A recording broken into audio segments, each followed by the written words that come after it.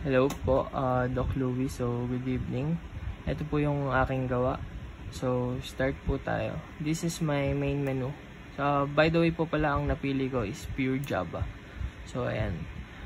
So, start po tayo. So, if you choose one, ang lalabas po is basic input-output. So, ang napili ko pong program dito is yung enter your full name. So, kapag tinype po natin yung 1, lalabas po agad dito is enter your full name. So, pag nag-type po tayo ng full name natin or kahit anong name, is lalabas po yung good day. Yan, itong good day po plus yung name na nilagay natin. So, try po natin siya. So, ayan, type natin 1. Ayan, lalabas enter your full name. So, try natin yung pangalan ko. Andre Pangan. Yan. So, yan. Good day, Andre Pangan. So, ayan. Next. If you choose to naman po is lalabas conditional statement. So, gumamit ako dito ng login system using if-else condition. String type data variables. So, ito pong username, yan, and password na may automatic na siya na nakalagay. So, sa username, ito po, naka-automatic yung Andre, and sa password naman is Pangan. Ayan. So, ayan, gumawa rin po ako ng panibagong variable para sa user and sa password para po pag nag-print siya, so lalabas po itong enter username and enter password. So, sa condition naman po nitong users.equals username is chine-check niya po kung itong user is equals dito sa may username. So, ayan, dapat mag-equals po sila. Pag nag-type ka dito sa may username ng Andre, dapat equals siya. So, ganun din naman po sa password. Ayan, password, pass.equals password.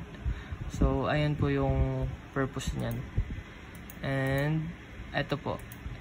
Pag na-type nyo na po yung correct username and password, magkakaroon po siya ng access granted. Ayan. So, try po natin. Run.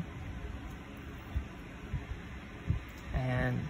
Choose natin 2. Ayan. So, enter po natin yung username na nakalagay dito sa automatic. Ayan. Andre. Okay. Enter. And then password. Pangan. Ayan. So, ayan. Lalabas po is access granted. So, try naman po natin if pag mali yung itatype natin.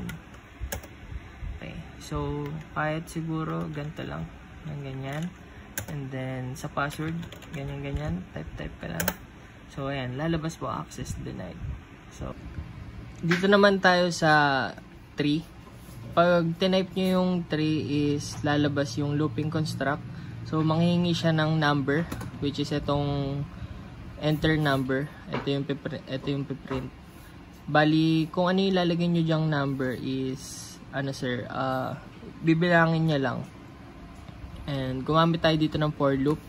Int I equals 1 and I less than equals num. So, dito sa variable yan na enter number. Kaya equal to num kasi dito sa variable na tong enter number. Dapat less than to 1 yung input para may count. So, with spacing siya na itong /t. So, run natin. Ayan. Type natin 3.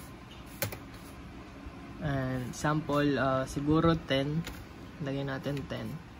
And so, magka-count siya ng 1, 2, 3, 4, 5, 6 hanggang 10 with spacing. So, dito na tayo sa 4. So, pag tinype natin yung 4 is, ang pinaka-program niya hahanapin niya yung pinakamataas na number dito. So, as you can see, nulaan natin siya ng for loop and if condition sa loob ng for loop. So, variable, iikot siya sa loob ng ating element or array. Then, if condition naman, ay kinocall niya yung variable na numbers. And numbers. kasama si variable I, siya yung variable sa ating loop. Then greater than max, ayan, greater than max. Then max is equals to numbers I. It means nahanap na ng ating condition kung sino yung may pinakamalaking value sa loob ng elements. Then makikita nyo sa baba is piprint tayo ng largest number, then call lang natin si variable max kasi yan yung ginagamit natin variable para mahanap natin yung pinakamalaking value sa loob ng elements. So try natin i-run. Ayan, type natin yung 4. Ayan. So, nahanap niya yung largest number, which is etong 50. Ayan. Then, sa 5 naman, clear muna natin. Is basic na lang naman. So, pag tinype natin yung 5 is lalabas yung, magpiprint yung about. So, ang nilagay ko sa about is yung my name, which is Robert Andre J. Pangan. So, try natin. I-type yung 5. So, ayan. Lalabas yung my name and Robert Andre Pangan. So, pwede naman natin siyang dagdagan. Nasa inyo na or nasa akin na naman yun kung dadagdagan pa natin siya. Pero okay na muna sa akin to. So, last. If you choose 6 naman, so, dito na tayo. Patapos na. Pag tinype natin yung 6, ayun na ang lalabas. So, ito na yung panapos. Ayan. Which is, thank you for listening. That's all for today. Ayan. So, ayun lang po, Doc Louie. Ayun yung pinakagawa ko. So, thank you po sa pakikinig. And, ayan. Thank you.